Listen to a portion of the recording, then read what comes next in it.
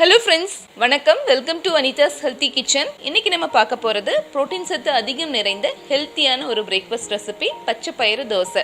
எப்பவுமே இட்லி தோசைன்னு செய்யாமல் இந்த மாதிரி ஹெல்த்தியான பிரேக்ஃபாஸ்ட்டு நம்ம வாரத்தில் ஒரு தடவையாவது செய்யலாம். வளர்கிற குழந்தைங்களுக்கு இந்த மாதிரி புரோட்டீன் சத்து நிறைந்த பிரேக்ஃபாஸ்ட்டு ரொம்பவே அவசியம். இப்போது அந்த ஹெல்த்தியான பச்சை பயிறு தோசை எப்படி செய்யலான்னு பார்க்கலாம். இந்த மாதிரி ஹெல்த்தியான ரெசிபீஸை தொடர்ந்து பார்க்கணுன்னு ஆசைப்பட்டீங்கன்னா கண்டிப்பாக சப்ஸ்கிரைப் பண்ணிவிட்டு பாருங்கள். அதோட கூடவே இருக்கிற பெல் ஐக்கனையும் அழுத்துங்க. அப்போ தான் நான் போடுற வீடியோஸோட நோட்டிஃபிகேஷன் உங்களுக்கு கிடைச்சிட்ருக்கும். சரி, இப்போ வாங்க ஸ்டார்ட் பண்ணலாம். நம்மளோட பச்சை பயிறு தோசை செய்யறதுக்கு நம்ம பச்சை பயிரை ஒரு 7லேருந்து 8 மணி நேரம் நல்லா ஊற வச்சிருக்கணும். நீங்கள் பிரேக்ஃபாஸ்ட்டுக்கு செய்கிறதா இருந்தால் முதல் நாள் நைட்டே ஊற வச்சுட்டா கரெக்டாக இருக்கும். நான் 1 கப்பு பச்சை பயிறு எடுத்திருக்கேன். அதை நல்லா ஊற வச்சு எடுத்திருக்கேன். அதே மாதிரி 1 கப்பு பச்சை பயிருக்கு 1/2 கப்பு பச்சரிசி, இதையும் அதே மாதிரி நல்லா ஊற வச்சு எடுத்துக்கணும். இப்போ இது ரெண்டுத்தையும் அரைக்கலாம். அரைக்கும் போது நம்ம நிறைய தண்ணி சேர்த்து அரைக்கக்கூடாது. அதனால தேவையான அளவு தண்ணியை மாத்திரம் சேர்த்துட்டு அரைச்சிக்கலாம். இந்த பச்சை பயிறு நான் கழுகி சுத்தம் பண்ணிட்டு தான் ஊற வச்சிருக்கேன். அதனால இனிமே கழுக தேவையில்லை. இந்த தண்ணியை கொஞ்சமாக தண்ணி சேர்த்துட்டு நம்ம அரைக்க போகிறோம்.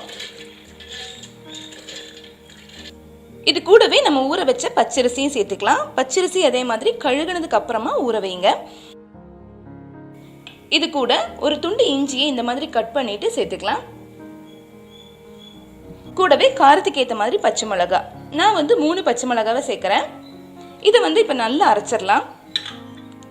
பச்சை பயிறு தோசைக்கான மாவு ரெடி ஆயிடுச்சு. இந்த மாதிரி நல்லா அரைச்சு எடுத்துக்கணும்.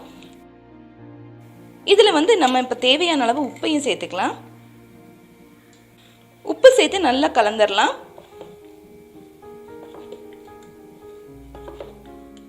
மாவு இந்த கன்சிஸ்டன்சியில் தான் இருக்கணும். ரொம்ப தண்ணி மாதிரி ஆயிடுச்சுன்னா உங்களுக்கு தோசை சுடும்போது சரியா வராது. இதே மாதிரி நல்லா கெட்டியா நைஸா அரைச்சு எடுத்துக்கோங்க. இப்போ நம்ம தோசை ஊற்றலாம். கல் நல்லா சூடாயிடுச்சு. நம்ம தோசை ஊற்றலாம். தோசை ஊற்றும் போது இந்த மாதிரி தண்ணியை தெளிச்சிட்டு ஒரு காட்டன் துணியால தொடச்சிட்டு அதுக்கப்புறமா தோசை ஊற்றலாம்.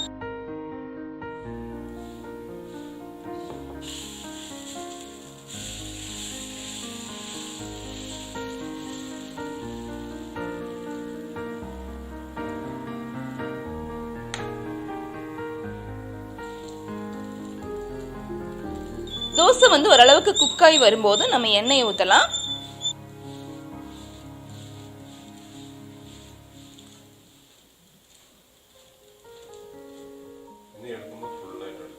தோசை ஒரு சைடு நல்லா கிறிஸ்பியா வரும்போது நம்ம திருப்பி போட்டுடலாம்.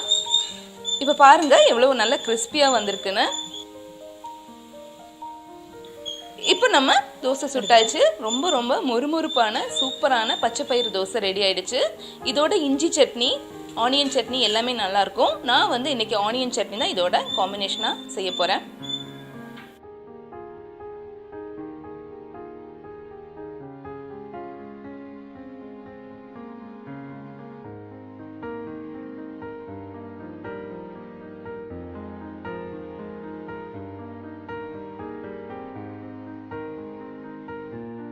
பச்சை பயிறு தோசை ரொம்ப சூப்பரா ரெடி ஆயிடுச்சு. இப்போ அதோட சேர்த்து சாப்பிட்ற மாதிரியான ஒரு சட்னியை பார்க்கலாம்.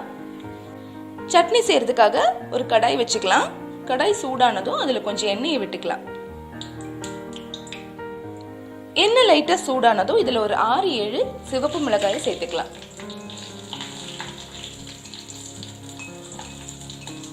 இந்த அளவுக்கு நல்லா வதங்கி வந்ததும் மிளகாயை எடுத்து வச்சிடலாம். அடுத்ததா இதுல ஒரு 15லேருந்து 20 சின்ன வெங்காயத்தை சேர்த்துக்கலாம். அது கூடவே 2 பல்லு பூண்டையும் சேர்த்துக்கலாம்.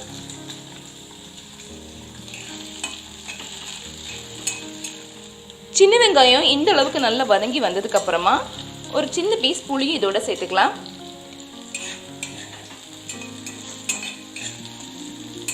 புளி சேர்த்து ஒரு 2 நிமிஷம் வதக்குனதுக்கு அப்புறமா நம்ம இதை எடுத்துடலாம். எல்லாத்தையும் நல்லா வதக்கி எடுத்ததுக்கு அப்புறமா இதோட கொஞ்சம் உப்பையும் சேர்த்து நல்லா அரைச்சிடலாம். சட்னி ரெடி ஆயிடுச்சு. இப்போ இந்த சட்னிக்கான ஒரு தாளிப்பு கொடுத்துடலாம்.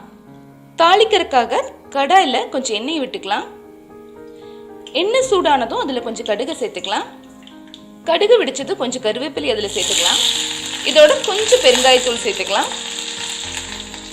இப்போ இந்த தாளிப்பை சட்னியோட சேர்த்துடலாம். நம்மளோட அருமையான ஹெல்த்தியான பச்சை பயிறு தோசை ரெடி ஆயிடுச்சு. அது கூடவே நல்ல டேஸ்டியான ஆனியன் சட்னியும் ரெடி ஆயிடுச்சு. நீங்கள் கண்டிப்பாக வீட்டில் ட்ரை பண்ணி பாருங்கள். ட்ரை பண்ணிவிட்டு உங்கள் ஃபீட்பேக் அனுப்புங்க.